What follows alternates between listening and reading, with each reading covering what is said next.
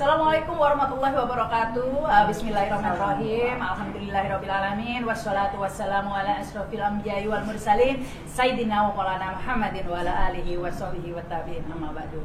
Ya, alhamdulillah kita bisa berkumpul hari ini dan dalam diskusi aktual ini ya. Diskusi aktual diadakan oleh FTMPB, Forum Tokoh Muslimah Peduli Bangsa ya. Hari ini kita akan membahas masalah-masalah aktual ya yang dihadapi di Indonesia ini, terutama juga yang berefek langsung terhadap muslimah di Indonesia. Salah satunya yang ingin kita angkat kali ini yaitu masalah yang baru-baru ini viral ya, ketika ada pekerja yang harus memenuhi permintaan bos gitu ya untuk diajak staycation hanya karena untuk memperpanjang kontrak ya. Itu menjadi masalah karena memang dalam Undang-Undang Cipta Kerja saat ini semuanya berdasarkan kontrak atau outsourcing ya, sehingga ini seperti memberi cek kosong begitu kepada atasan untuk minta syarat apa aja. Ayo kamu lompat-lompat atau kamu apa gitu nanti. Nah, salah satunya yang parah ini sudah masuk ke pelecehan seksual, yaitu mengajak staycation ya. Tentu saja ini ramai menjadi pembahasan dan kita ingin membahasnya dalam kesempatan hari ini tentunya dalam berbagai aspek ya. Ada dua narasumber. Ini yang pertama ada Ibu Mira Sumirat, Presiden Aspek Indonesia ya. Assalamualaikum. Waalaikumsalam, Bang. Aspek Indonesia di Asosiasi Serikat Pekerja Indonesia ya. Kemudian ini dari segi agama ya, tentunya dari segi agama Islam tentang fenomena perempuan bekerja dengan berbagai permasalahannya. Ini ada Ustazah Iva dari Forum Tokoh Muslimah Peduli Bangsa atau FTMPB begitu ya. Ini langsung saja kita mulai begitu ya Bu Mira. Memang sudah menjadi fenomena ya ketika atasan terhadap bawahan ini pasti secara hierarki bargaining posisinya bawahan lebih lemah gitu. Ditambah lagi ini mempunyai kekuatan bisa memutuskan nasib ya diperpanjang atau tidak. Nah, inilah salah satu akar permasalahannya. Kalau Bu Mira melihat adanya kasus ini ya yang baru viral, tentu pemicunya ini adalah staycation, tapi itu kan fenomena gunung es sebenarnya. Ini silahkan Bu. Iya, kasus pekerja atau karyawati pekerja perempuan yang ada di sekarang, inisialnya adalah Mbak Ade ya. Ini ada menjadi tonggak mulai semua pihak membuka mata secara lebar-lebar gitu. Kenapa saya katakan kasus ini sebenarnya banyak dan sudah lama terjadi di berbagai perusahaan, baik itu swasta, BUMN ya maupun anak perusahaan BUMN. Hanya memang minim sekali kawan-kawan pekerja perempuan ini yang melaporkan, yang mau speak up, yang mau bicara gitu ya. Kalaupun mereka bicara, sepanjang yang kami advokasi di lapangan, yang kami temui itu, mereka ya ujung-ujungnya satu, kalau nggak mengundurkan diri, kemudian atau dipecat, atau kemudian berhenti begitu saja kasusnya. Karena tiba-tiba memang kalaupun dilaporkan kepada pihak kepolisian gitu, sayangnya ini yang menjadi nanti kritik saya dari pihak kepolisian, itu ditangani sama pihak polisi yang laki-laki gitu. Jadi gimana mereka mau menyampaikan laporan pengaduan gitu ya, kalau yang mau verbal gitu ya, yang menerima laporan adalah polisi laki-laki gitu. Nah di tengah-tengahnya itu kemudian mereka biasanya pihak kepolisian maupun dinas tenaga kerja atau pihak perusahaan mengajak damai, sudahlah nggak usah diteruskan gitu ya. Kemudian si pihak korban biasanya karena perempuan, kemudian mereka biasanya karena kebanyakan itu pekerja kontrak mengundurkan diri atau dipecat langsung sama perusahaan. Nah, yang menjadi sorotan saya adalah kenapa tidak banyak orang yang mengadu ya, karena saya juga sebagai Presiden Aspek Indonesia dan juga sebagai Presiden Women Committee di zona Asia Pasifik di Uni APRO, sebuah federasi serikat pekerja internasional. Itu kalau di internasional tuh banyak banget yang ngadu gitu, banyak banget kasusnya. Kenapa? Karena memang keberanian atau speak up mereka kan memang sudah biasa ya. Berani, kalau gitu. Budaya timur memang beda gitu ya. Beda banget. Yang kedua, ya mohon maaf, dari bicara tentang pakaian pun kan mereka juga mengundang ya di luar. Artinya memang kasusnya sangat banyak karena memang ada dampak daripada penggunaan pakaian yang mereka gunakan gitu ya. Beda dengan di kita. Nah, kalau di Indonesia tadi karena budaya timur yang tidak mau bicara, yang kedua justru mereka mendapatkan musuh dari teman-temannya perempuan gitu ya. Ketika mereka melaporkan, justru sesama perempuannya itu malah melecehkan tuh ya kamunya yang mulai malah menyalahkan ya, itu biasa itu ya, korban malah disalahkan ya, kamu sih genit nah, gitu kan, kamu yang mancing-mancing gitu. dan itu emang nyata adanya. Gimana dia mau lapor ya, dari sesama perempuan yang saja dia nggak dapat support ya, dapat dukungan gitu ya. Kemudian belum lagi dari dinas ketenagakerjaan nih Mbak Rahma. Dinas ketenagakerjaan itu sekarang ini kan di bawahnya Pemda, di bawahnya gubernur, bukan lagi dia di Kementerian Tenaga Kerja. Tenaga-tenaga pengawas yang ada di dinas tenaga kerjaan itu di bawahnya Pemda. Nah, orang-orang yang ada di dinas pengawas ini seharusnya dia kan memang ilmunya, kompetensinya itu memang tenaga kerjaan. Kebanyakan dia dari departemen-departemen seperti perhubungan, gitu pindahan tuh. Kemudian dari departemen pemakaman, pekerjaan umum. Artinya ketika dia dipindahkan di ketenaga kerjaan enggak, dalam tanda kutip dia kurang menguasai ilmu di ketenaga kerjaan. Sehingga ketika ada kasus, contoh salah satunya adalah tentang pelecehan seksual gitu ya, mereka tergagap-gagap tuh terhadap ini. Makanya dari itu ini banyak sekali persoalan yang seharusnya banyak banget, tetapi ketika ada pengaduan atau kasus yang dilakukan oleh Mbak Ade gitu ya, dari karyawati sekarang ini menjadi sebuah tadi yang Mbak Rahma sampaikan adalah fenomena gunung es. Dan kemudian akhirnya ya cair nih gitu ya, dan masih banyak lagi ternyata. Saya dapat informasi ternyata banyak perusahaan di Cikarang. Saya nggak aneh kalau menurut saya nggak aneh, karena tadi gitu ya, karena memang dampak undang-undang cipta kerja juga mengakibatkan juga. Tanpa ada itu aja pasti penyelewengan oknum sudah banyak, ditambah dikasih cek kosong ini tadi. Sebelum ada undang-undang cipta kerja, kasus itu banyak. Sebelum ada undang-undang cipta kerja, ditambah undang-undang cipta kerja makin banyak, karena tidak ada kepastian dalam mendapatkan status pekerjaan mereka dong. Iya. Pekerjaan tetap mereka sekarang kan Menyuburkan oknum memanfaatkan celah itu, begitu ya. Nah, itu Mbak. Karena tidak ada perlindungan begitu ya pastinya bagi pekerja. Nah itu dari sisi pekerja, saya ingin ke Ustazah Iva ya. Ya karena ya tadi itu dikatakan pelecehan seksual seringkali ya, kalau di luar kan bajunya begitu, kalau di Indonesia kan enggak. Padahal meskipun sudah berbaju muslimah begitu ya, tetap saja kadang-kadang tetap menjadi korban pelecehan begitu ya. Nah ini makanya kalau dipandang dari sisi agama, sebenarnya seperti apa sih perempuan bekerja ini?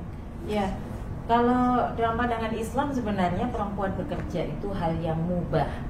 Mubah berarti boleh.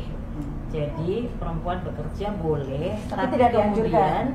ada prasyarat tentu saja yang harus dipenuhi.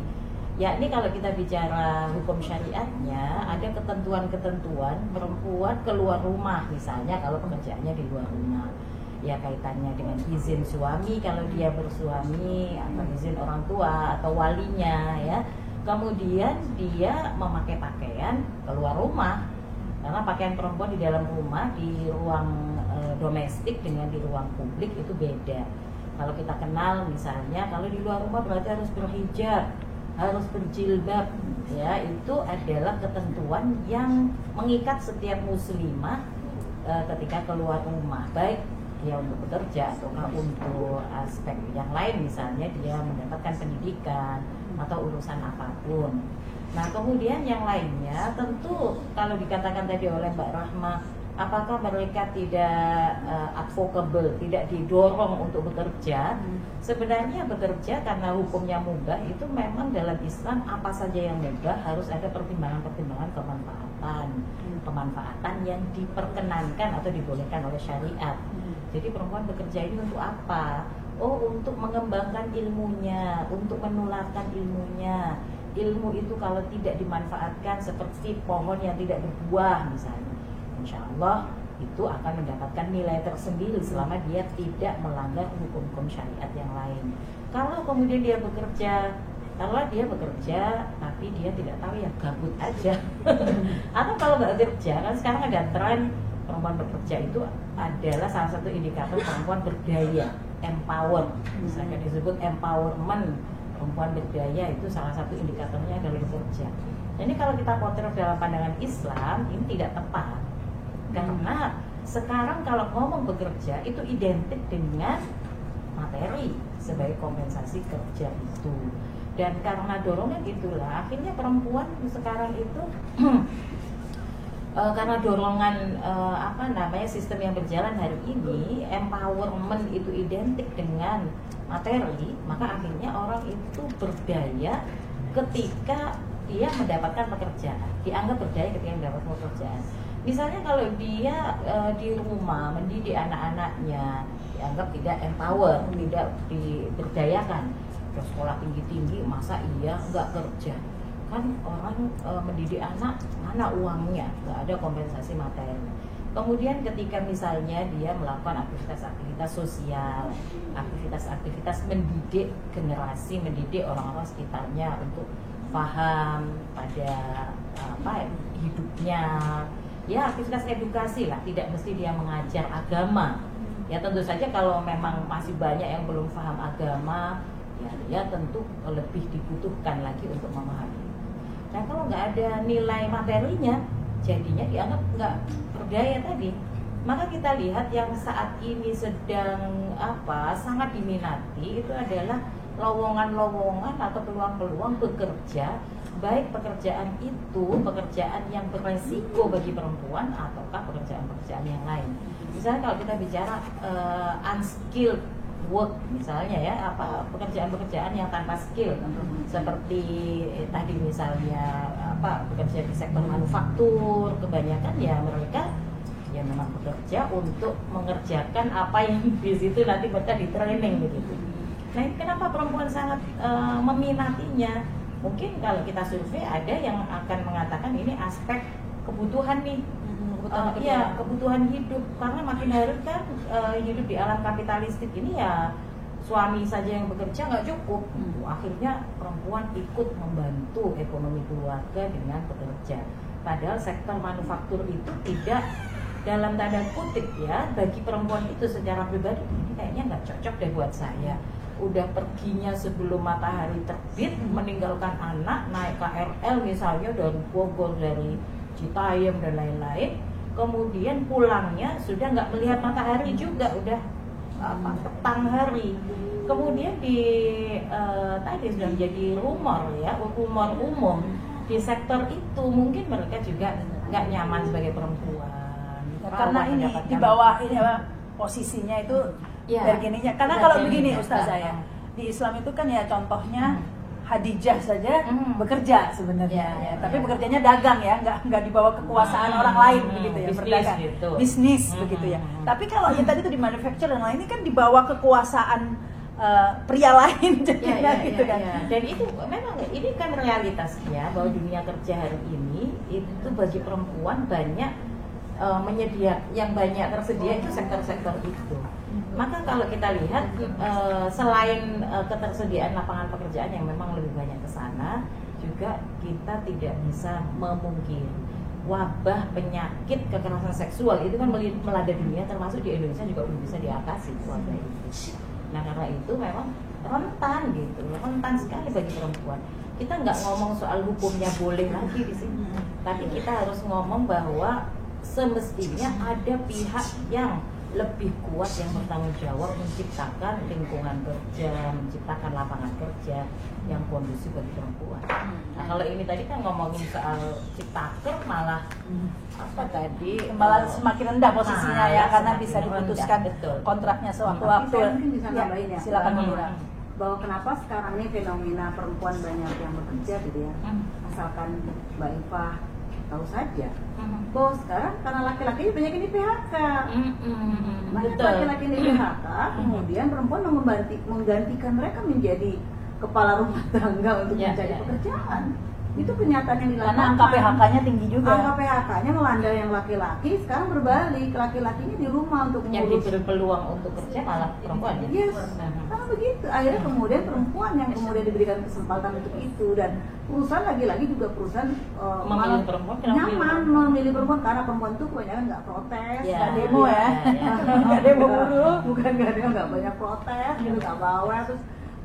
Kecuali ketemu mama teliti dalam bekerja teliti. Tapi kalau kita barama ke pabrik rokok yang di Jawa Timur, itu banyak perempuan semua. Lihat ya, nggak ada perempuan semua. Bawel tuh dia tuh rajin gitu ya, luar biasa. Makanya sangat lebih dibutuhkan perempuan. Tapi kuncinya adalah saat ini kita banyak yang PHK. Kalau dibandingkan pada zaman sebelum reformasi ya, itu kan laki-laki banyak kan. Coba data kita cari deh. Karena setelah ini ya karena tadi PHK melanda. Jadi fungsi sosial sudah berubah nih. Sudah berbalik. Jadi yang laki-laki di rumah ngurus anak gitu ya, ngurus rumah tangganya, sekarang perempuan Karena itu. Nah ini kalau menurut Bu Mira ya, apa yang harus dilakukan ya untuk memberikan proteksi bagi para pekerja perempuan ini ya? Karena meskipun dari dulu memang sudah banyak dirugikan dengan perlakuan-perlakuan seperti itu, namun sekarang tampaknya trennya semakin memburuk begitu. Satu, berikan kesempatan pekerjaan lebih banyak lagi untuk laki-laki. Itu satu kuncinya. Yang kedua, berikan jaminan sosial, jaminan pekerjaan, jaminan upah yang tinggi. Gitu kan sekarang ada 3 jaminan yang tidak terpenuhi oleh negara, oleh pemerintah. Jaminan sosial itu dari jaminan kesehatan dia yang masih bayar, jaminan dia pensiun dia yang masih minim dan jarang juga didapatkan oleh pekerja. Kalau jaminan sosial yang lain adalah terkait dengan jaminan dia nanti di hari tua, kan banyak juga yang nggak punya JHT gitu ya. Dan jaminan nggak dipecat. Kalau jaminan dipecat kan tergantung pada orang tersebut, Mbak Rahma. Kalau makin kinerjanya buruk, dia harus konsekuensi dia dong. Kalau melanggar peraturan. Tapi kalau outsourcing begitu kan bisa diputuskan betul, kapan saja. Betul, kapanpun betul. Apalagi sekarang. Pokoknya masa kontrak habis nggak bisa diperpanjang. Yes, Undang-Undang Cipta Kerja itu membuka ruang itu menjadi pekerja harian, malah lebih parah lagi. Bukan outsourcing lagi, harian. Upahnya jangan-jangan. Itu Undang-Undang Cipta Kerja itu kita hadapannya itu. Makanya kami menolak betul Undang-Undang Cipta Kerja Omnibus Law. Lalu jaminan upahnya itu rendah sekarang, Mbak Rama. Dulu sebelum ada Undang Cipta Kerja ini Omnibus Law, katanya ini dalam rangka untuk menciptakan investasi gitu ya. Coba bayangin, sebelum ada Undang-Undang Cipta Kerja Omnibus Law, pertumbuhan ekonomi kita tuh 5%, 6%, 7% bagus, upahnya bagus. Tapi kok kenapa yang katanya Undang-Undang Cipta Kerja Omnibus Law digadang-gadang yang katanya bisa menarik investasi, kemudian bisa menaikkan ekonomi, hancur tuh katanya, ekonomi juga numbuhnya cuma 4% gitu ya. Kemudian juga inflasi juga semakin tinggi, upahnya rata-rata naik 0,39% di tahun 2022 1,3. Mbak Rahma itu inflasinya 7%, upahnya 0,3%. Gimana? Ini nggak kekejar, Mbak, gitu loh. Kemudian, itu upahnya rendah banget. Kan logikanya nih, saya orang nggak perlu pakar hukum atau pakar ekonomi, nggak perlu. Kita bicara emak-emak deh, saya perempuan biasa dan ibu-ibu rumah tangga biasa.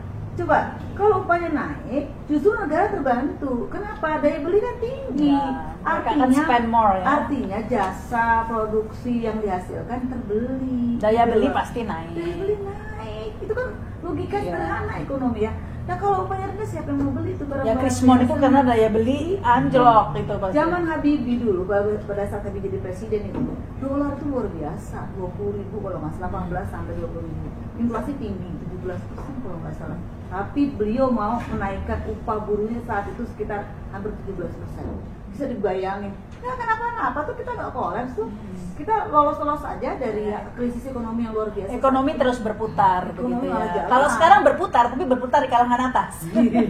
Yang di bawah mampet. Bisa jadi. Lalu yang ketiga adalah jaminan pekerjaan. Bagaimana kita tadi jangan dikit langsung jadi PHK, dipecat kapanpun.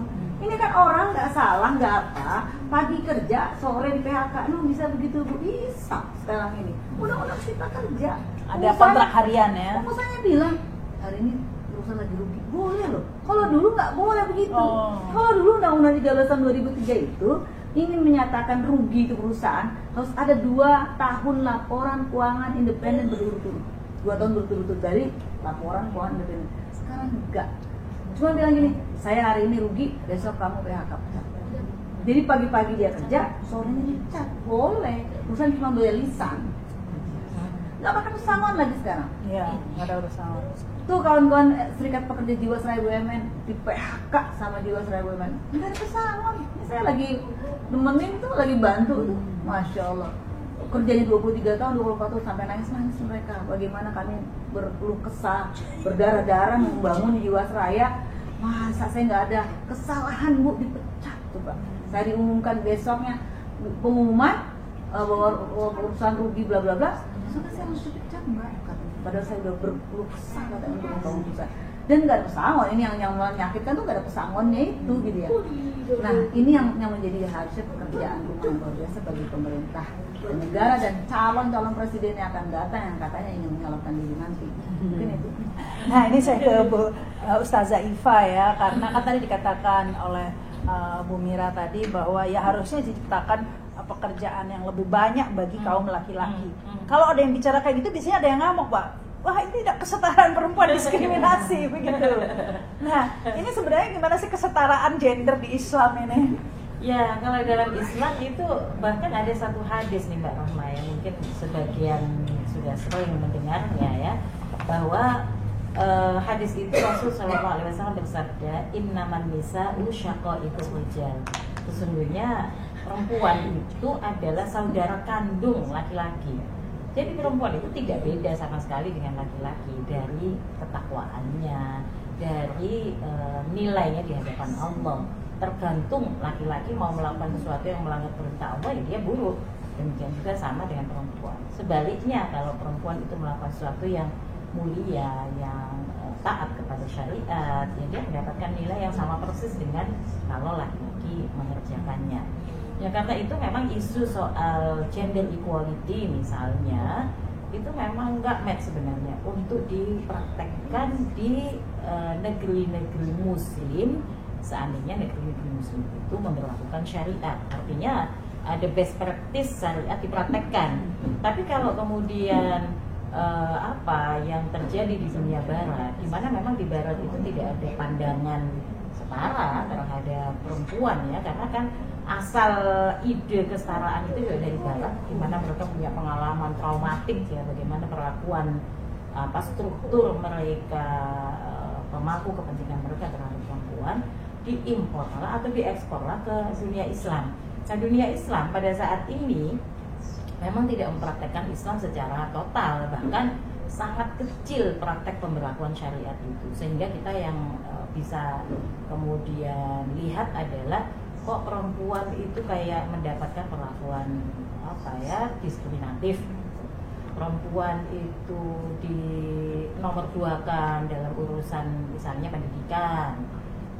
Yang sering prakteknya kan dicontohkan ada survei ini, data ini dan lain-lain, bahkan kemudian disebut bahwa perempuan ini seringkali menjadi objek seksualitas.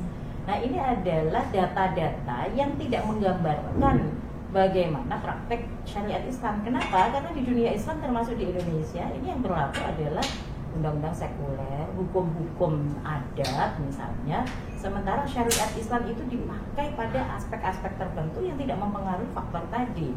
Karena itu kalau ngomongin soal pekerjaan tadi ya, apakah perempuan harus diberi kesempatan yang sama dengan laki-laki dalam urusan kerja? Kesempatan boleh saja sama, tapi kemudian mindset perempuan untuk masuk ke dunia kerja mestinya dituntun oleh pemahamannya terhadap syariatnya, sehingga dia akan memilih apakah dia akan masuk ke dunia kerja tadi sesuai syariat apa enggak. Ya itu kemudian dia akan mempertimbangkan ini manfaat besar buat aku apa enggak. Misalnya dia punya anak, dia juga bisa berkiprah di sektor yang lain ya, yang mungkin tidak bernilai materi tapi memberi manfaat untuk generasi misalnya, dia akan milih itu. Tapi hari ini itu banyak perempuan yang kayak ngerasa memang dihakimi oleh sistem, dihakimi oleh masyarakatnya. Kok Anda udah kuliah sampai S2 tapi kok Anda nggak menghasilkan materi misalnya. Dan suka atau nggak suka harus diakui bahwa perempuan-perempuan hari ini itu bekerja juga bukan hanya tuntutan materi, tapi faktor gengsi, faktor eksistensi. Nah ini yang mestinya memang kita luruskan. Kita harus kembali kepada track record kita sebagai track kita atau track kita sebagai seorang muslimah yang terikat kepada syariat. Jadi no problem sebenarnya kalau kemudian kaum laki-laki itu mendapatkan peluang lebih banyak. Kenapa? Karena dalam pandangan syariat juga yang punya kewajiban bekerja itu laki-laki, yang menafkahi keluarga laki-laki. Ya, cuma mungkin banyak pertimbangan ya sehingga perempuan itu memang bekerja, ataupun banyak menyarankan ya kayak orang tua saya menyarankan gitu, bilang ya tetap keluarga yang utama, tetapi jangan tergantung secara ekonomi terhadap siapapun juga. Terhadap siapapun juga. Nanti kalau nggak, maksudnya ya namanya manusia kan ada yang baik kan. Iya. Jika sesuatu terjadi, kamu bisa mandiri gitu. Jadi demi independen saja ya. Jadi mindset. Tapi boleh nggak saya menjelaskan sedikit ya? Memang ini kan juga realita yang kita hadapi, bahwa jadi kalau Mbak Mira sampaikan, maksudnya ada jaminan itu nggak bisa diberikan oleh pengusaha. Sama seperti jaminan soal tadi ya, pemenuhan kebutuhan hidup perempuan itu kan nggak bisa diberikan oleh orang tuanya, nggak bisa juga diberikan oleh perusahaan yang menggaji dia gitu. Tempat dia berkarir nggak bisa. Bahwa jaminan itu mestinya adalah jaminan yang diberikan secara menyeluruh kepada semua warga negara dan disediakan oleh negara. Bayangkan kalau dalam Islam nih, Mbak Rahma, Mbak Mira, kalau dalam Islam itu kan yang menjadi tanggungan individu berindividu, baik laki-laki maupun perempuan, itu kan kebutuhan sandang, pangan, papan. Sedangkan ada kebutuhan-kebutuhan publik ya, seperti layanan kesehatan, layanan pendidikan, kemudian keamanan. Ini adalah kewajiban negara untuk memberikannya secara berkualitas dan gratis. Karenanya negara punya kewajiban dan diperintahkan oleh syariat untuk mengelola sumber daya alam, untuk mengelola semua sumber daya ekonomi yang menjadi pemasukan negara tadi, tidak boleh diserahin ke swasta. Kalau kayak gitu kayaknya tadi nggak perlu undang-undang. Ya, tapi sebelum saya ke Bu Mira, nanti saya kasih kesempatan audiens ya. Mau ada yang bertanya nanti? Ini kebetulan di sini ada beberapa audiens, tapi saya ke Bu Mira dulu ya. Nanti saya ke kesempatan. Silakan Bu Mira. Ya, yang saya maksud dengan adanya tiga jaminan yaitu jaminan sosial, jaminan upah, jaminan pekerjaan. Saya memintanya selalu kepada negara, kepada pemerintah. Ngapain saya kepada pengusaha? Kalau kepada pengusaha saya nggak mau nih dijadikan head to head ya, kayak berantem. Akhirnya padahal saya lagi cari makan di tempatnya dia, masa saya berantemin ini sih pengusahanya. Artinya selalu saya soroti adalah dari dulu sampai sekarang saya menyoroti bagaimana negara hadir untuk rakyatnya. Dari mana dasarnya Bu Mira? Dari Undang-Undang Dasar 45. Jelas, salah satunya adalah pasal 27 ayat 1. Tiap-tiap warga negara, ini tiap-tiap warga negara artinya setiap orang. Tiap-tiap warga negara berhak mendapatkan pekerjaan dan penghidupan yang layak bagi kemanusiaan. Ini jalanin dulu deh. Nggak usah ke pasal-pasal yang, apalagi pasal-pasal yang fakir miskin dan anak terlantar dipelihara negara. Kayaknya sih dipelihara beneran Mbak Rahma, dipelihara untuk nanti pada saat pilpres mencalonkan itu sengaja nanti kalau itu dikasih lah dia sama bansos. Saya kesel bener, kenapa ini 76 tahun apa 77 tahun Indonesia akan merdeka nanti. Seharusnya kan makin maju, 78 tahun Indonesia merdeka. Seharusnya yang ada di otak saya yang sangat sederhana ini, orang bukan nggak punya ilmu apa-apa ini, seharusnya maju negara ini gitu loh. Pendidikan gratis seperti negara-negara lain yang notabene bukan, mohon maaf ya, kebanyakan dia orang-orang Islam di sana. Bukan banyak orang Islam tapi menjalankan syariat Islam. Pendidikan gratis, jaminan kesehatan gratis, sampai orang asing pun, contoh salah satunya Finlandia. Kan banyak teman-teman saya juga tuh, sahabat-sahabat saya di Finlandia. Mira, kamu nanti kalau misalnya punya anak, kamu kesini aja, anak kamu sekolah di sana gratis, kamu juga bisa gratis. Karena dia menjaminkan juga selain warganya, orang asing pun mendapatkan jaminan pendidikan gratis. Merinding saya jadinya. Bagaimana mungkin Indonesia? Padahal saya lihat sumber daya alamnya segitu-gitu aja, nggak ada minyak. Finlandia itu nggak ada. Jasa kok Finlandia itu? Nggak ada itu. Itu mungkin ini karena selalu harusnya kan pendudukannya banyak. Tapi saya tertarik gitu. Tiap warga negara berhak mendapat pekerjaan dan penghidupan yang layak. Pekerjaan ya. Ini malah pekerjaan dan penghidupan. Pekerjaan dan penghidupan. Ini malah para pekerjanya harus bersaing dengan TKA. Nah, balik lagi kalau ke TKA tuh harus ada 7 hari 7 malam. Bukan disediakan pekerjaan, malah ditambahin lagi nih, ibarat sudah jatuh ketimpa tangga. Salah satu yang sekarang menjadi konsen kami adalah saya dan juga kawan-kawan dari kesehatan. RUU kesehatan. Itu di dalamnya tuh luar biasa. Membuka peluang tenaga kerja asing, dokter-dokter asing, perawat asing masuk.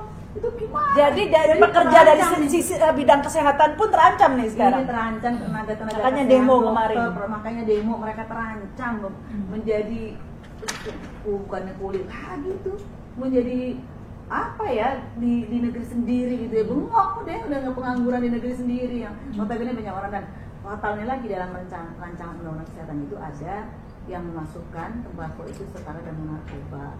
Teman-teman saya yang sebagai pekerja rokok, tembakau, makanan minuman dari RTMM itu terancam kehilangan pekerjaan. Kereta rokok kereta ini akan hilang, pekerja akan hilang. Ujung-ujungnya kalau saya lihat bisnis pesanan ini dari asing, rokok asing yang masuk luar biasa. Makanya Kalau RUU kesehatan. Jadi kalau rokok asing bukan narkoba gitu. Saya nggak tahu tuh. Maka dari itu nih saya betul-betul akan menyuarakan RUU kesehatan Omnibus Law itu batalkan. Udah kampanye kita tuh. Oke. Ini ada audiens, ada yang mau bertanya barangkali. Silakan, ini dikasih kesempatan. Ada mic. Ayo. Enggak. Belum panas. Belum. Ya udah. Kita lanjutkan saja ya. Ini diskusi kita ini semakin menarik begitu ya. Nah, ini tugas negara. Lagi-lagi semuanya ya, kok semuanya ini salah Jokowi lagi nih katanya gitu. Mbak Rahma, kita nggak ngomongin soal nama Jokowi kayak siapapun ya, negara. Dan kenapa? Nah, kita ngomong Jokowi juga lah akhirnya. Presidennya. Presidennya. Dan Pak Jokowi punya kewenangan seluas-luasnya tanpa terbatas. Karena beliau diamanatkan, jalankan amanat Undang-Undang Dasar 45. Kan itu. Harusnya pakai pertanyaannya mau apa enggak. Kan begitu.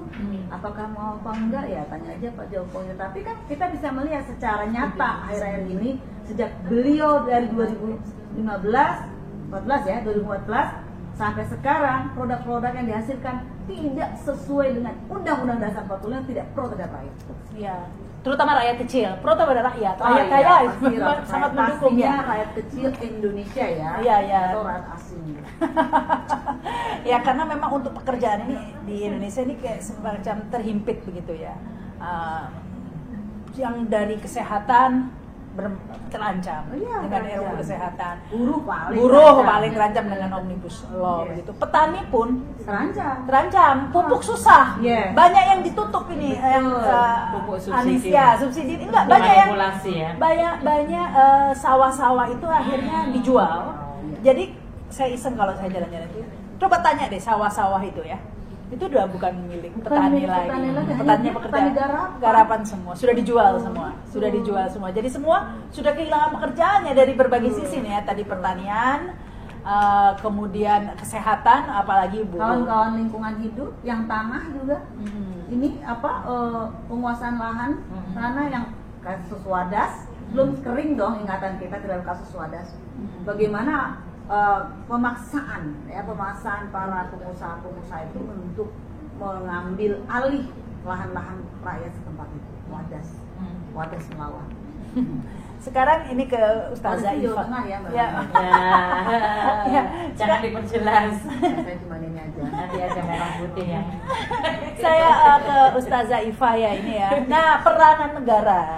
Ini kan tadi kan kita ngomongin negara karena kan ya tadi sudah disinggung oleh Ustazah Ifa. Ini kan nggak bisa diserahkan ke orang tua, ke mana. Ini seperti apa seharusnya begitu? Ya, saya kembali ingin menyamakan persepsi ya. Kita ngomongin negara ini dalam platform bagaimana Islam memberikan tuntunan peran negara. Karena kalau kembali kepada syariat itu memang banyak sekali loh Mbak Rahma, Mbak Mira. Di dalam kitab-kitab, di dalam penjelasan hadis-hadis, perintah kepada negara itu disampaikan oleh Rasulullah SAW. Jadi negara itu diwajibkan istilahnya. Kalau tadi kan perintah dari undang-undang yang istilahnya undang-undang ini adalah undang-undang yang dibuat oleh manusia. Kalau kita ngomongin peran negara itu dibahasakan sederhana di dalam hadis al-imam.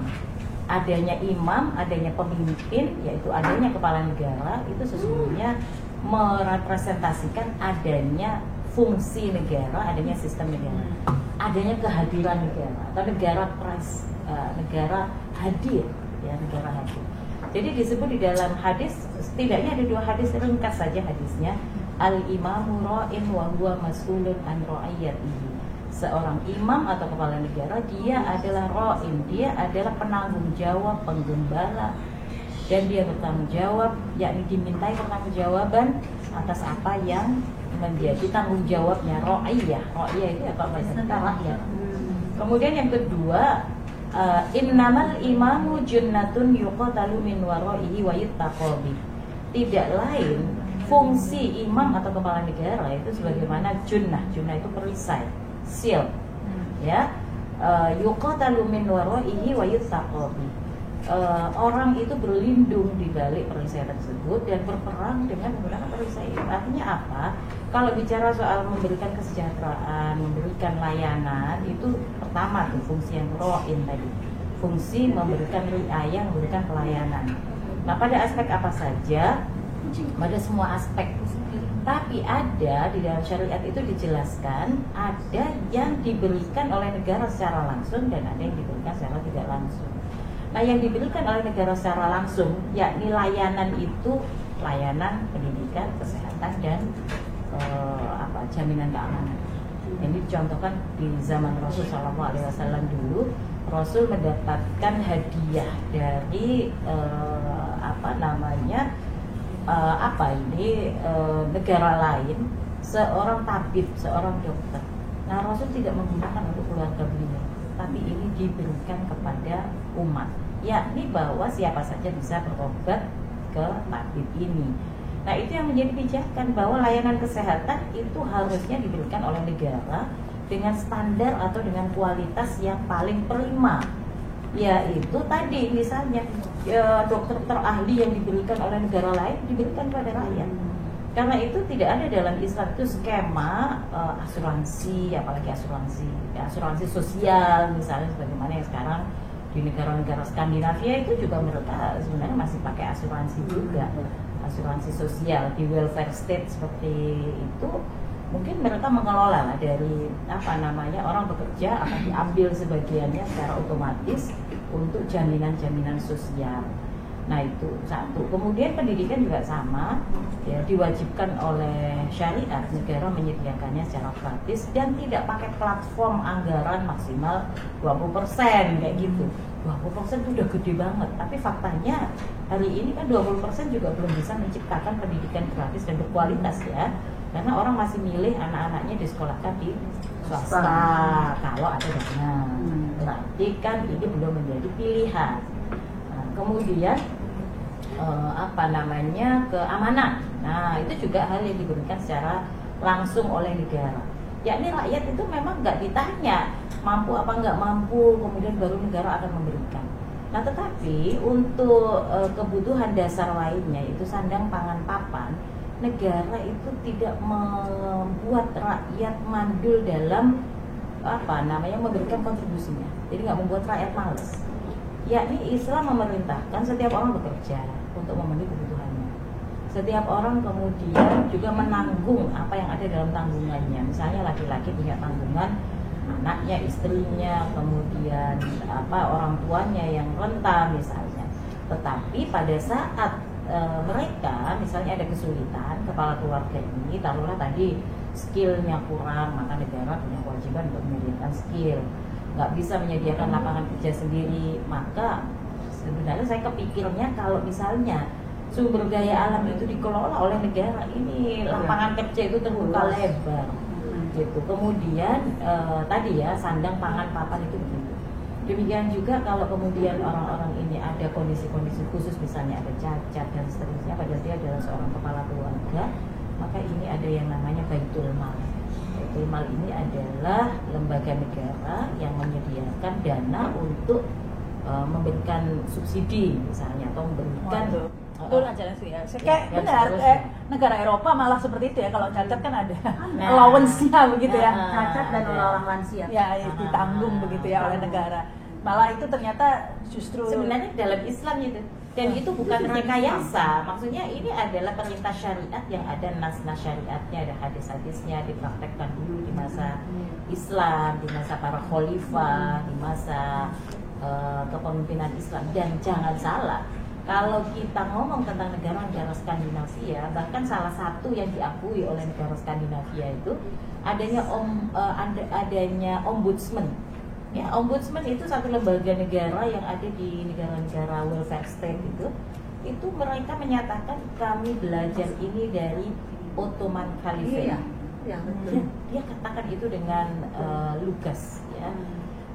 jangan-jangan yang lain-lain tadi, jaminan kesehatan, jaminan Ya. juga begitu. Baik, silakan Ya, Bu Mira. saya juga dapat informasi yang sama ya dari kawan-kawan yang khususnya dari Finlandia gitu ya. Mereka bilang bahwa kami belajar dari Islam. Kami belajar dari Islam. Jaminan-jaminan yang kami berikan kepada rakyat itu dari Islam justru. Kami contoh itu. Artinya dipakai gitu loh. Kenapa kita nggak pakai itu juga ya? Nah, saya cuma memperkuat apa yang disampaikan oleh Mbak Iva terkait dengan kalau ke sumber daya alam ini dikelola oleh negara gitu ya, pasti yang tidak akan terjadi itu yang namanya ya pengangguran, kemiskinan. Saya setuju. Ini negara seharusnya mengelola ini kan, balik lagi deh kan ada pasalnya dalam Undang-Undang Dasar 45. Saya nggak jauh-jauh dari situ ya. Bumi, air dikelola oleh negara, dikembalikan lagi untuk rakyat seluas-luasnya kan begitu. Tapi kenyataannya bukan punya kita ternyata. Bukan punya Indonesia. Cobalah itu tambang-tambang mana sih yang punya kita sekarang ini? Ini tapi kembali ke masalah staycation lagi ini Bu Mira. Jika ada ini, apa saran Bu Mira ya bagi para pekerja-pekerja perempuan khususnya yang mengalami hal serupa? Ini harus kemana mereka? Karena tadi Bu Mira kan di awal sudah menceritakan kadang-kadang dia kalau speak up malah dibully, kamu sih gitu. Jadi kalau saran Bu Mira, mereka harus gimana sih caranya kalau menjadi korban seperti itu? Satu, Kepolisian Republik Indonesia harus punya polisi wanita yang menangani ini dulu, gitu ya. Kalau misalnya ada penerimaan laporan, dia harus menyediakan polisi wanitanya. Satu nih.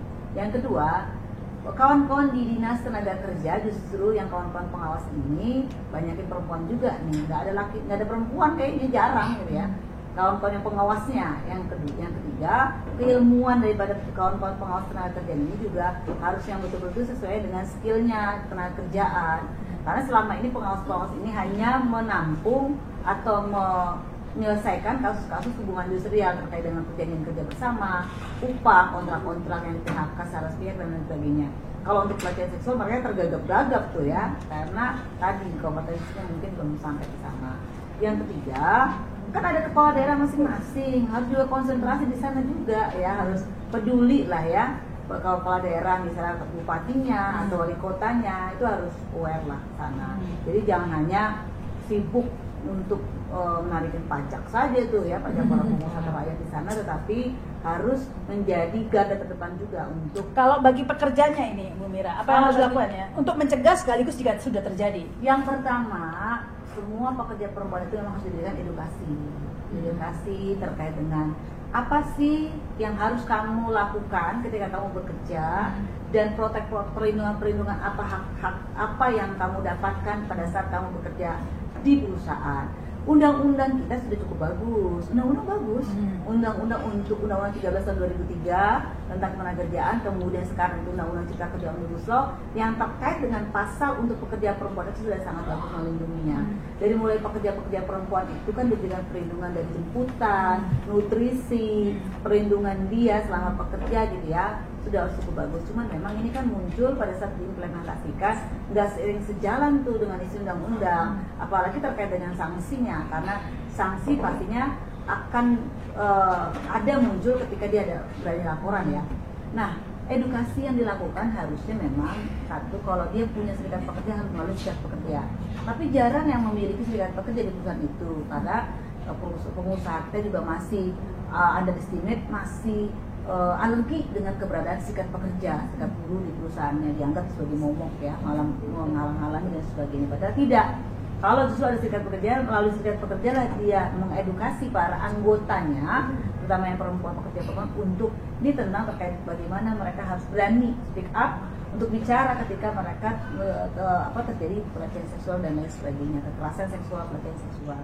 Ini lapor kemana begitu ya Bu? Pertama lapor ke polisi. Yang pertama, kalau ada serikat pekerja lapor ke serikat pekerja. Yang kedua, kalau tidak ada, ke Dinas Tenaga Kerja. Dinas Tenaga Kerja ada pengawasan. Itu yang harus melaporkan mereka.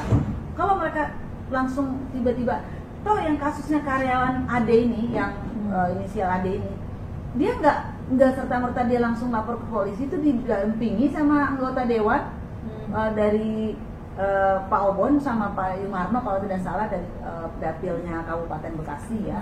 Mereka didampingi itu, nggak langsung si korban itu sendiri loh, nggak berani. Nah pertanyaan pertama, gimana mereka misalnya nggak punya channel jaringan ya, gitu ya, gimana? Satu, serikat pekerja. Kalau serikat pekerja nggak ada, maka carilah orang-orang yang terdekat dia dong, ya keluarga gitu ya. Kemudian carilah sahabat-sahabat dia ke dinas tenaga kerja setempat bidang pengawasan. Lalu mereka harus berani untuk lapor polisi setempat, mau nggak mau gitu ya. Tapi tetap harus didampingi, nggak bisa sendirian. Karena kalau dia sendirian ya dia pasti akan tadi berbalik arah itu, bisa-bisa dia nanti kan jadi. Apalagi pembuktiannya kan kadang-kadang kasus pelecehan seksual itu minim sekali bukti. Gitu. Di mana-mana minim sekali bukti. Artinya maka dari itu sebelum terjadi dia melaporkan langsung ke pihak polisian, dia harus mengadu kepada orang terdekat, keluarga atau sahabat dia gitu ya. Atau kan sekarang kan media sosial kan banyak tokoh-tokoh perempuan juga, banyak juga elemen-elemen kan mereka bisa mengadu ke medsos juga mengadu ke medsos biar viral. Nah sekarang betul, sekarang kalau nggak viral nggak dilayani gitu kan luar biasa. Di kasus Ade ini viral dulu ya juga ya. Viral dulu. Terus mengadu dulu di media itu sosial. Itu kan hasil cuitan dari salah satu nggak tahu lah ya pelaku medsos, terus kemudian muncul kan di Twitter itu, kemudian ya akhirnya merebak sampai sekarang gitu ya. Semua viral sekarang ini, gara-gara viral baru kemudian. Nah, kita harus memanfaatkan media sosial yang sekarang luar biasa viral, kemudian baru ditanggapi, kita manfaatkan juga gitu ya. Tapi yang paling terpenting adalah bagaimana mengadu. Tapi hati-hati, kadang-kadang yang lapor malah ini kayak kasus KDRT di Depok itu malah yang lapor malah ditangkap, bisa pencemaran nama baik. Bisa jadi untuk kasus-kasus pelecehan seksual karena minimnya bukti tadi bisa berbalik ke dia, maka dari itu banyak korban perempuan itu yang tidak mau berani bicara. Mending udahlah diam aja gitu. Betul, karena tadi minim bukti dan apalagi ini kan secara dari relasi kuasa kan lebih tinggi begitu kan. Satu. Ya bisa jadi berbalik menjadi bumerang, malah dia yang dikriminalisasi. Iya betul, dianggap pencemaran nama baik, dianggap mengada-ngada dan sebagainya, itu yang menjadi mereka tidak mau tidak mau bicara, tidak mau. Tapi dengan pendampingan itu tentunya bisa harus ada pendampingan. Wajib, malah saya katakan wajib harus ada pendampingan. Sekarang media sosial banyak, jaringan ya silakan aja kawan-kawan itu bisa nanti ya harus ngomong sama, tapi paling tidak sama orang terdekat ya, sama orang keluarga. Kan ada orang tua atau kakak gitu ya, atau saudara dan para sahabat. Oke, ini sebelum saya ke Ustazah Iva, barangkali ada yang bertanya, ini masih malu-malu. Assalamualaikum warahmatullahi wabarakatuh. Waalaikumsalam warahmatullahi wabarakatuh. Sekalian terima kasih sudah mengundang saya, Bapak Ibu narasumber. Di sini tadi saya menyimak apa yang sudah diutarakan gitu ya oleh kedua narasumber. Kemudian Mbak Rama sendiri ada sebuah problem dilematis sebenarnya kalau kami mahasiswa menyimak permasalahan negeri ini gitu, apalagi ingin bertanya tentang kehadiran negara gitu ya.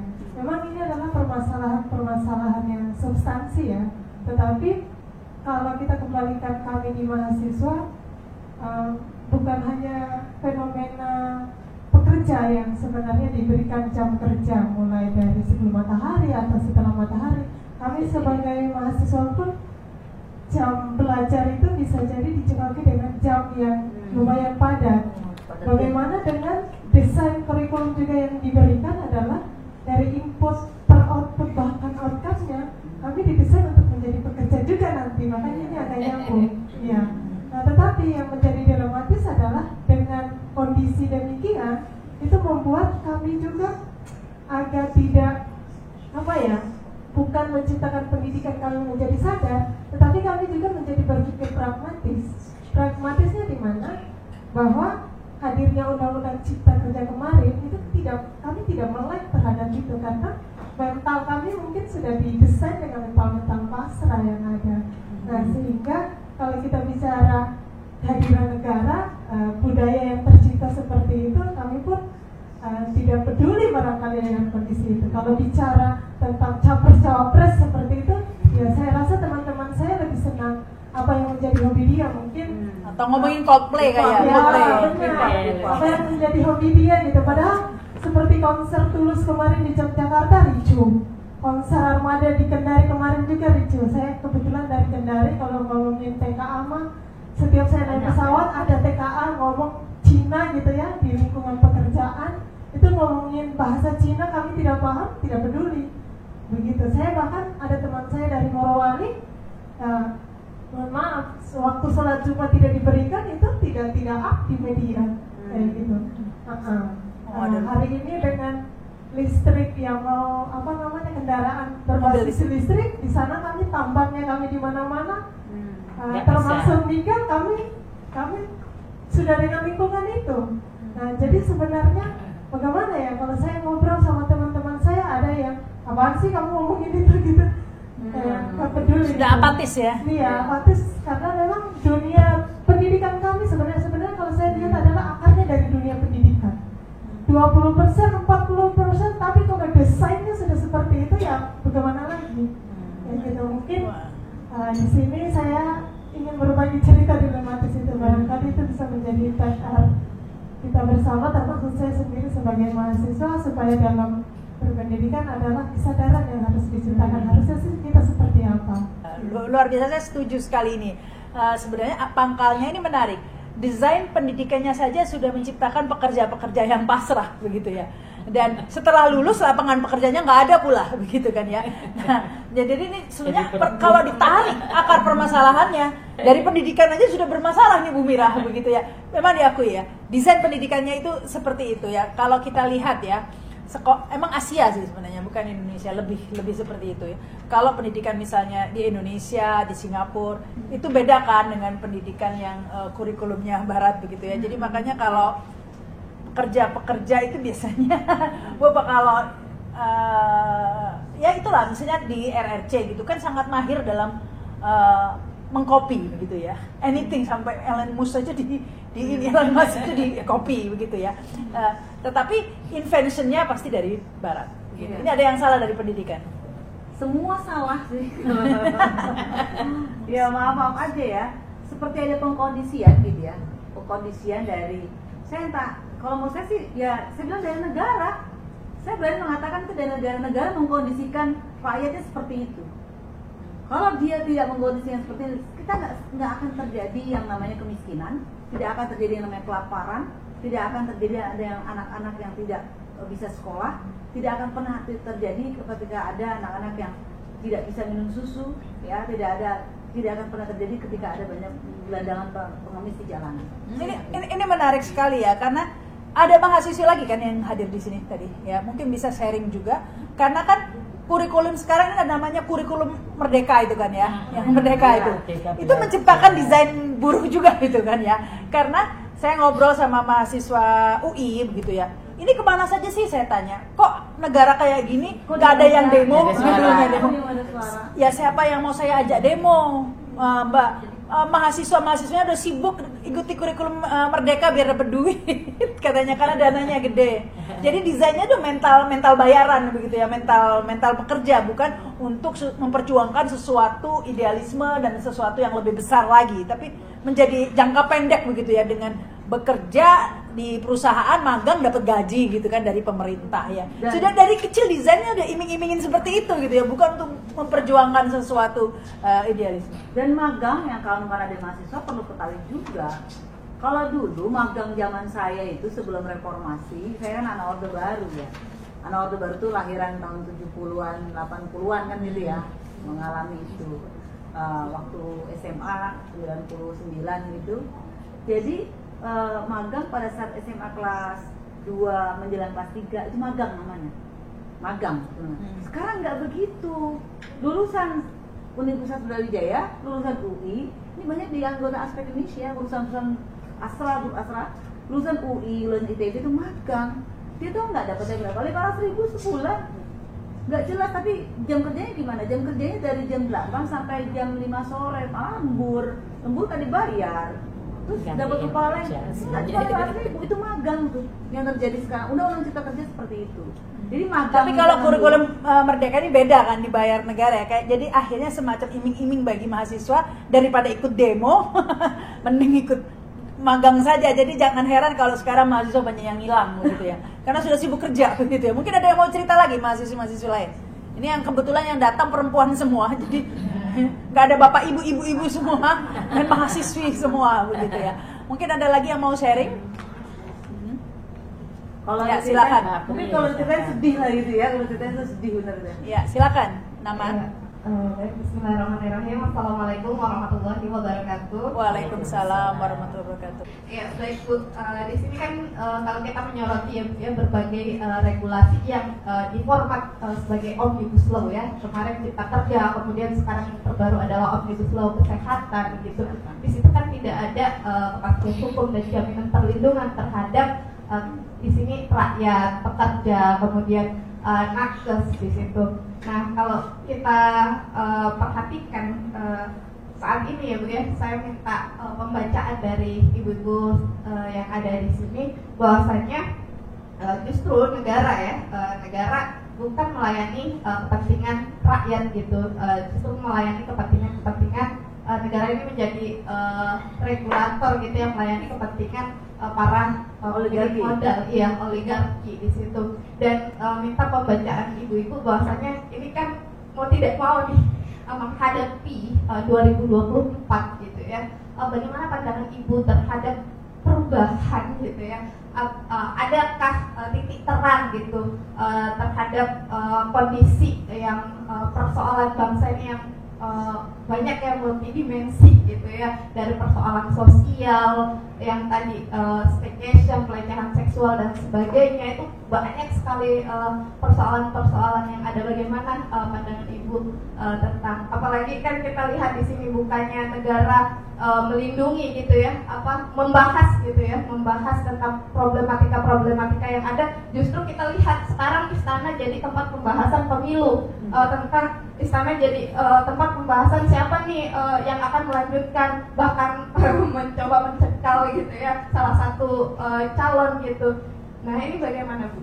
Wah, ini memang tahun politik ya, jadi apapun temanya larinya pasti ke politik. Karena ini ya tidak bisa dihindari karena kita memang akan menjelang pemilu di 2024 dan di mana pembahasan kita selalu dibalikin ke negara lagi begitu ya. Ya karena ini bukan karena ini bukannya karena anti Jokowi gitu ya. Saya bukan anti Jokowi karena Jokowi presidennya kebetulan ya. Kalau presidennya orang lain ya mungkin orang lain itu yang kita kritisi begitu ya. Jadi karena presidennya Jokowi ya yang dikritikin Jokowi begitu ya. Karena itu memang pemegang wewenang dari kekuasaan tertinggi begitu. Nah, ini mungkin bisa dikomentari nih Mbak Hardrianti tadi. Saya sebagai rakyat biasa, sebagai aktivis Serikat Pekerja Serikat Buruh yang sering demo juga ya, berjilid-jilid di lapangan, nyata-nyata dan seada-adanya saya sampaikan, sejak 2014 sampai detik ini, regulasi keputusan-keputusan produk-produk hukum yang terkait dengan rakyat itu nggak ada yang pro terhadap rakyat. Saya akan ngomong itu terus. Salah satu contohnya adalah tentang Undang-Undang Omnibus Law Cipta Kerja, sebelumnya tentang perubahan-perubahan yang terkait dengan tenaga kerja asing. Coba dibayangin, tenaga kerja asing ini yang awalnya wajib berbahasa Indonesia dirubah, ada peraturannya itu 2015. Makanya nggak usah aneh ketika ada tenaga kerja asing yang bekerja di Indonesia tidak bisa berbahasa Indonesia, karena negara membolehkan melalui peraturan pemerintah. Peraturan pemerintah mengatakan bahwasannya pekerja asing yang bekerja di Indonesia tidak wajib berbahasa Indonesia. Dihapuskan itu kewajiban berbahasa. Kalau dulu Undang-Undang 13 tahun 2003 menyatakan bahwa pekerja asing yang bekerja di Indonesia wajib berbahasa Indonesia. Ada itu. Dihapus, tidak wajib. Makanya nggak aneh mereka kemudian malah pekerja Indonesia yang bekerja di negara di perusahaan asing itu kan banyak di Morowali itu disuguhkan kontrak kerjanya berbahasa asing. Contoh salah satunya dari Cina ya. Yang nggak mana ngerti, makanya kemarin kerusuhan fatal tuh. Dan sampai sekarang ada teman-teman kami yang dipenjara, ada 11 orang kalau nggak salah, belum dibebaskan. Mereka demo bukan demo rusuh, yang rusuh dari sana, dari tenaga kerja asing itu yang memulai. Kami itu mogok kerja yang didukung oleh undang-undang meminta kenaikan upah dan hak kami itu. Tapi kemudian persamaan upah karena ada perbedaan upah juga ya. Sangat jauh banyak kalau rata-rata. Saya bicara kenyataan aja deh ya. Kalau security tenaga kerja asing itu upahnya 25 juta sebulan, kita cuma 2,5 juta security atau satpam kita. Operator itu kalau mereka 40 juta operator dari tenaga kerja asing, kita cuma dapat berapa? Cuma 3 juta. Kan jauh bener, padahal pekerjaan sama. Mas skillnya tinggian Indonesia, tenaga kerja Indonesia. Itu dari tenaga kerja asing. Belum lagi muncul tadi undang-undang cipta kerja Omnibus Law. Artinya ini udah, mohon maaf ya, seperti saya akan katakan seperti negara barat kayaknya. Udah nggak dipedulikan lagi nih sama pemimpin negara ini gitu, kondisi negara. Saya ngomong gini kan saya setiap hari mendampingi, menemui yang namanya air mata tuh tiap hari saya hadapin orang-orang itu berurai air mata. Bagaimana mereka ter-PHK secara sepihak, nggak ada pesangon. Bagaimana mereka kemudian upahnya nggak dibayarkan. Ketika pandemi Covid kemarin luar biasa, mereka dirumahkan, nggak dibayar upahnya, mereka di PHK, nggak dikasih pesangon. Padahal pekerjaan mereka udah melampaui 20 tahun kerja. Dan lagi pula, ini lagi-lagi konyolnya ya birokrat-birokrat kita, ya tadi setali 3 uang gitu ya, nggak bela juga ketika ada perusahaan-perusahaan asing itu yang melanggar, malah belain para pengusaha-pengusaha asing. Saya menduga kuat pastinya banyak juga cuan yang mengalir ke sana gitu. Banyak pastinya. Dan yang konyolnya lagi, para wakil rakyat kita ini sama, bagaimana mereka mensahkan bersama-sama di tengah malam buta menjelang pagi hari undang-undang Omnibus Law Cipta Kerja itu gitu ya. Bahwa undang-undang Omnibus Law Cipta Kerja itu tidak melibatkan stakeholder loh. Rakyat nggak dilibatkan, buruh nggak dilibatkan, padahal itu untuk buruh. Dan Mahkamah Konstitusi sudah membatalkan. Mahkamah Konstitusi sudah membatalkan 2021. Konyolnya kata Mahkamah Konstitusi diberikan waktu 2 tahun bagi pemerintah untuk merevisi perbaikan-perbaikan karena tidak melibatkan stakeholder, karena tidak melibatkan partisipasi publik. Konyolnya DPR merevisi undang-undang P3 itu. Keluarga Perpu. Iya, yang undang-undang pelibatan partisipasi publik itu loh. Ya, P3. Direvisi sama DPR. Oh, jadi nggak harus ada melibatkan partisipasi publik. Luar biasa ini. Lalu Perpu diterbitkan menjelang akhir tahun, awal tahun. Ini kado awal tahun yang buruk luar biasa Perpu ini. Kalau Perpunya itu membatalkan undang-undang cipta kerja bagus. Ini Perpunya kan copy paste undang-undang cipta kerja yang ada. Konyolnya lagi serba konyol ya sebabnya. Perpu itu dibawa ke DPR, disahkan pula ke DPR. Artinya kedudukan MK itu jadi turun, di atas adalah DPR kan begitu. Ini logika saya yang sederhana. Karena kebijakannya bertentangan dengan putusan MK begitu ya. Jadi sekarang rakyat disuruh muter lagi. Saya termasuk kelompok buruh yang sekarang ini mengadakan judicial review lagi ke MK. kesekian kalinya. Jadi kemudian kadang-kadang saya tantang balik lagi. Siapa aja yang sudah mengajukan judicial review? Emang begitu. kira rakyat melakukan JR itu nggak pakai duit, rakyat pakai duit sendiri. Kita ini patungan, saya ini patungan. Pemerintah pakai duit rakyat, melawan rakyatnya gitu kan? Kan gitu. Kita berhadapan dengan pemerintah. Ya. Tapi ya dari gimana nih ininya mengurainya, Mbak Ipa? Mengurai. Kalau menurut saya ganti sistem. Ya, silakan ditambahkan ini. Iya, makanya kalau kita kan kalau ngomongin soal apa ya, mengantisipasi apa yang terjadi nih tadi, mungkin bisa banyak ide. Seperti kasus kekerasan seksual misalnya. Ya, kita berpikir banyak hal sampai akhirnya tadi misalnya memberikan rekomendasi siapa yang mengalami kekerasan seksual, lakukan ini, lakukan itu dan seterusnya. Dan mungkin ya mungkin kemudian kita akan mengadvokasi lahirnya peraturan baru, undang-undang baru. Tapi kan dari pengalaman-pengalaman yang ada sebelumnya, ternyata peraturan itu juga tidak bisa lepas dari kerangkeng sistem yang menggambarkan keterbatasan manusia dalam memberikan keadilan, memberikan kebaikan bagi semua. Kalau kita ngomongin tadi misalnya pemangku kepentingan negara misalnya, negara ingin memberikan apa yang diinginkan oleh rakyat, boleh jadi kita akan mengatakan ya ini pemimpinnya yang ini kurang pro kepada rakyat, mungkin kita berharap ada pemimpin yang lain. Tapi ketika pemimpin yang lain ini nanti naik, mungkin kita juga akan dipaksa untuk memaklumi. Ya ini kan proses, undang-undang akan dibuat bertahap, ada undang-undang ini yang diperbaiki, aspek ini, aspek itu dan seterusnya. Tapi kalau kita bicara misalnya, saya mau spesifikkan lagi kalau tadi udah ngomong luas tentang apa namanya sistem pendidikan dan seterusnya. Misalnya soal kekerasan seksual. Ini kan tadi saya sebut ini wabah global, diekspor ke negeri kita.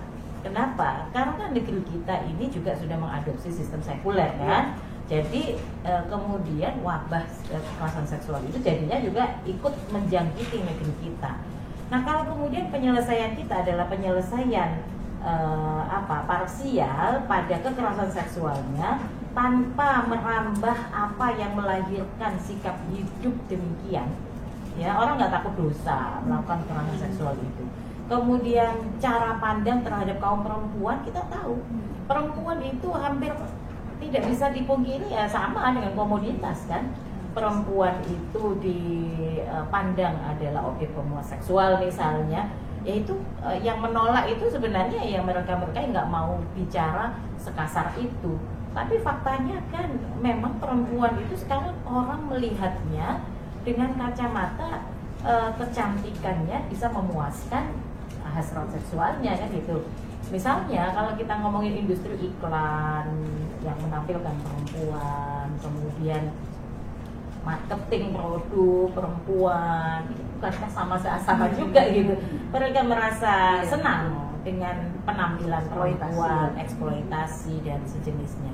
Jadi memang banyak hal yang harus kita perbaiki kalau kita bicara penyelesaiannya secara tuntas. Tapi kalau bicara tadi supaya berkurang jumlah kekerasan seksual, supaya tidak ada lagi pekerja, atau supaya berkurang angka pekerja yang mendapatkan kasus kekerasan seksual misalnya, boleh jadi kita bisa berharap pada beberapa perubahan regulasi. Termasuk juga nih mungkin kritik juga pada apa yang menjadi landasan ya melahirkan undang-undang tadi, misalnya konstitusi, undang-undang dasar. Undang-undang dasar kan ngomongin soal pemberian hak untuk bekerja dan mendapatkan penghidupan yang layak, kemudian kewajiban negara untuk mengelola kekayaan alam misalnya.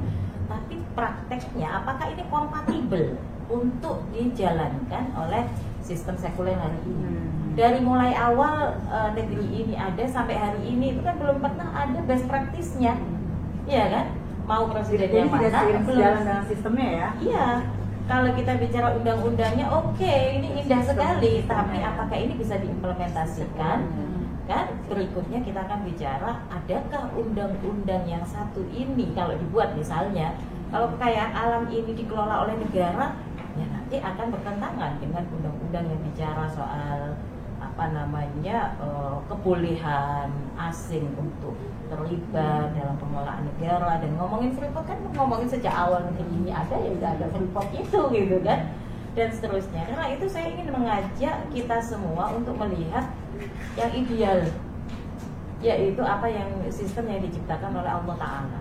Mungkin kalau berikutnya kita bicara itu kan ideal itu nggak bisa dipraktekkan. Siapa bilang ideal nggak bisa dipraktekkan? Tapi memang yang ideal itu membutuhkan effort yang lebih besar untuk dipraktekkan. Tapi kalau kita nggak berproses menuju ke sana, kapan lagi? Kita kan akan berkutat pada masalah-masalah yang berulang. Jadi soal kekerasan seksual misalnya harus ada perubahan cara pandang terhadap perempuan. Kalau dalam Islam, perempuan itu adalah irdun yajibu ayyusona, satu kehormatan bagi keluarganya, kehormatan bagi masyarakatnya, bahkan kehormatan bagi negara. Jadi nggak akan ada tuh di dalam pandangan Islam, dalam sistem Islam ya. Kemudian negara mengatakan perempuan banyak-banyaklah berkiprah di sektor ekonomi karena kiprah Anda itu turut berkontribusi besar untuk pengentasan kemiskinan misalnya, seperti yang sekarang itu. Sama juga nggak akan ada negara itu bicara soal menjamin haknya perempuan, kehormatannya perempuan, tapi negara itu membuka lebar-lebar keran perempuan pergi mencari nafkah, mencari penghidupan hingga ribuan kilometer. Udah jelas ada yang kemudian dieksekusi mati, mendapatkan kekerasan seksual, menjadi tenaga kerja asing misalnya. Nah itu nggak akan ada itu. Perempuan memang harus diberikan haknya. Kalau dia mau bekerja boleh karena syariat tidak melarang.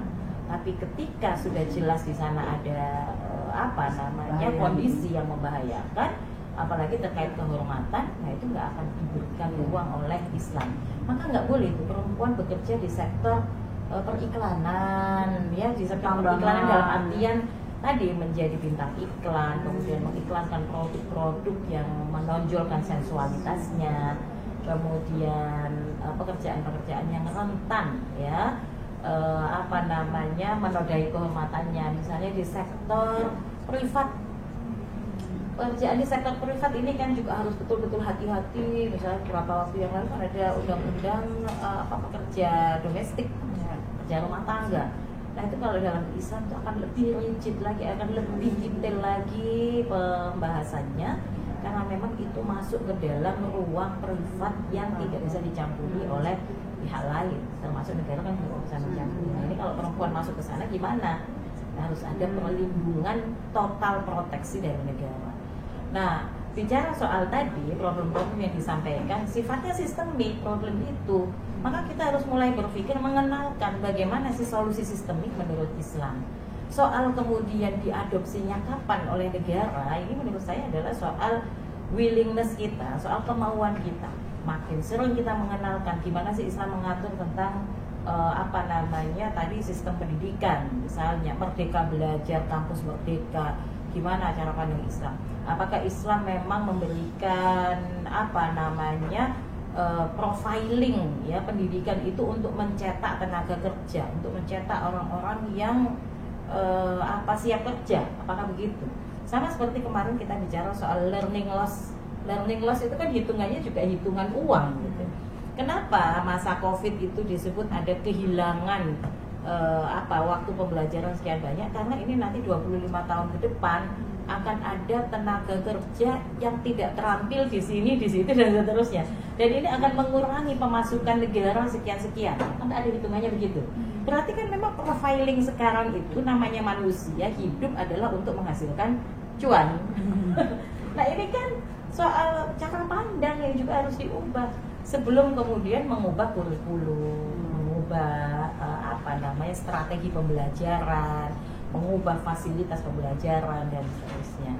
Jadi pada kesempatan yang baik ini menurut saya ini adalah momentum ya bagi kita ya, sekalipun memang tadi ada banyak problem, nggak boleh menyurutkan kita untuk makin serius gitu mempelajari atau melihat bagaimana sih Islam. Karena mungkin yang tadi saya bahas itu ya orang belum banyak kenal, belum banyak tahu sistem Islam itu punya kegambaran kurikulum pendidikan sampai kepada perguruan tinggi. Sistem Islam punya kegambaran mengelola aspek ketenagakerjaan, sampai kepada sistem ketenagakerjaan, sistem pengupahannya, kemudian sumber ekonomi yang boleh dan yang tidak boleh, apakah tembakau masuk yang tidak boleh dijadikan komoditas. Karena kalau dalam pandangan Islam tuh Mbak Rahma, Mbak Mira, disebut komoditas ya, komoditas itu adalah sesuatu yang halal diperdagangkan. Kalau sesuatu nggak halal diperdagangkan itu nggak boleh disebut komoditas. Ya karena itu aja udah beda gitu.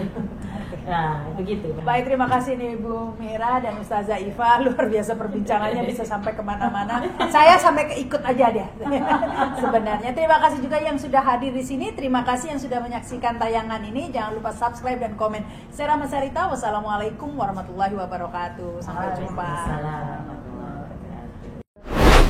Bismillahirrahmanirrahim.